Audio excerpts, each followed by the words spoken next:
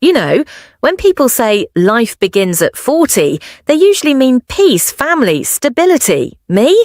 I got my first taste of life at 40, and I earned it. Every single scar, every tear, every smile. But to understand this smile, you need to know what it cost me. I was 19 when I left home, not because I was brave, because I had no choice. My father was strict, my stepmother hated me, home wasn't home. I thought the city would save me, but cities don't save lost girls, they swallow them. First, I worked in a diner, slept on a friend's sofa. Then I met a woman, beautiful, confident. She said, "You're wasting your face behind a counter.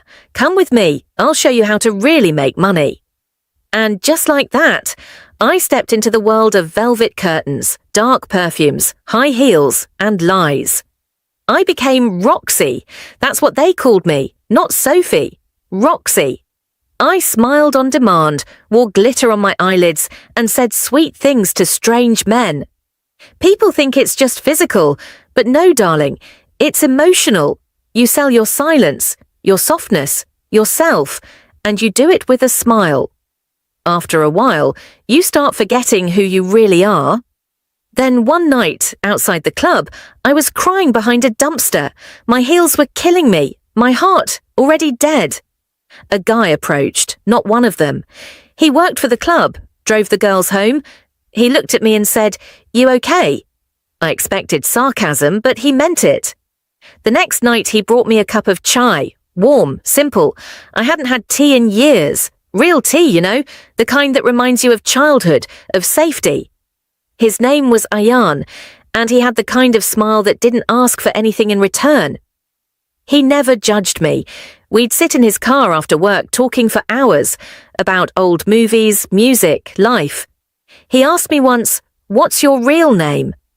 I froze. No one had asked me that in years.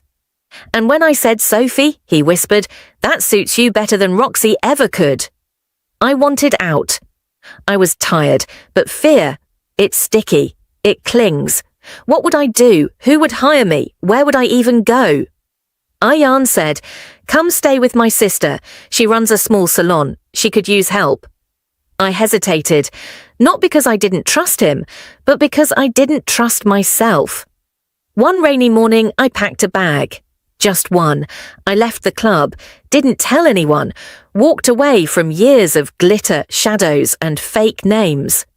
I stepped into the salon the next day, nervous as hell, but her sister welcomed me with a hug. A real one, no conditions, no questions. That was 12 years ago. I learned how to wash hair, thread eyebrows, mix colour. Today I own that salon, my salon. I built it with my hands, with honesty, with healing. Ayan, he's still in my life, still brings me tea, still makes me laugh. We're not married, we're partners, in life, in love, in peace. If you're watching this and you're in that dark place, maybe in a job that breaks your spirit, or in a life that feels fake, listen to me.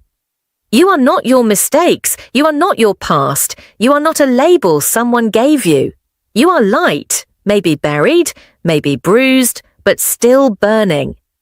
And sometimes it just takes one small act of kindness, a cup of tea, a real question, a listening ear to remind you.